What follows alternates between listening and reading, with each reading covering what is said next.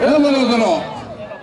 یکی از پهلوانای شناختی جمهوری از ناحیه آوازدار تیمور ملیک شهرک کنگرد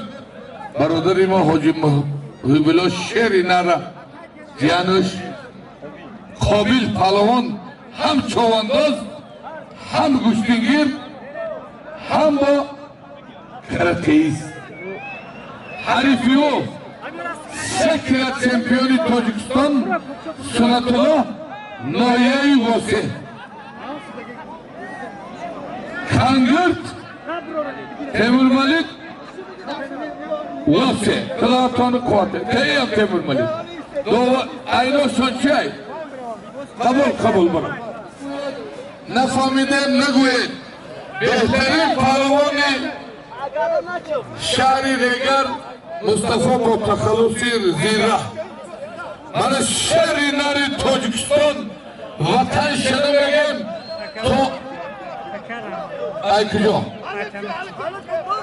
ای تلوچی بگه اکی رحمتیلا تو حالی میگه ارکم زمین ندیده ای پدر ترا تو حالی ارکم زمین ندیده ای یک کانت زن شهری نری تیمور ملیک شهری نری ریگر دوار دوار همی مردم من برادری ما رو بچهش خوش به حالت دولت جان قنوات و میمان خوش آمدی حریفیو محمد ای همدانه حرام اینا شون 200 سامان اولیکا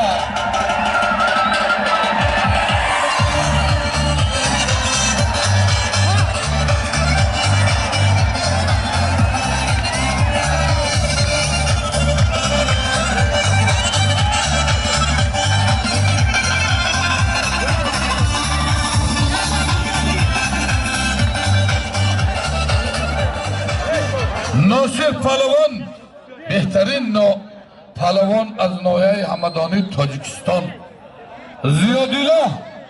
بهترین پهلوان ازبکستانی مهمان خوش آمدی نوری دیده تاجی سر ازبکستان تاجیکستان اینا شد 300 سامان خوش به حالتان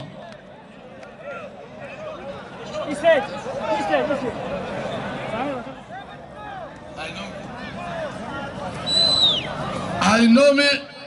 المصطفى 200 سامان در نام قابل جان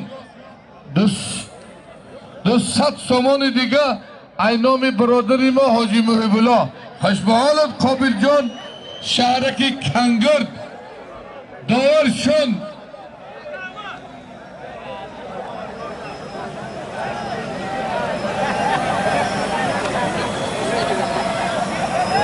که انور جان اینه 200 سوم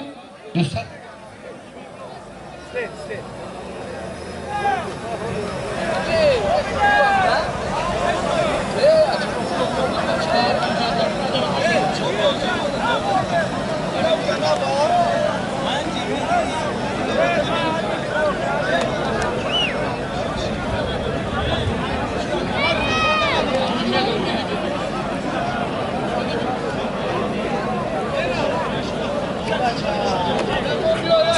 کماندیر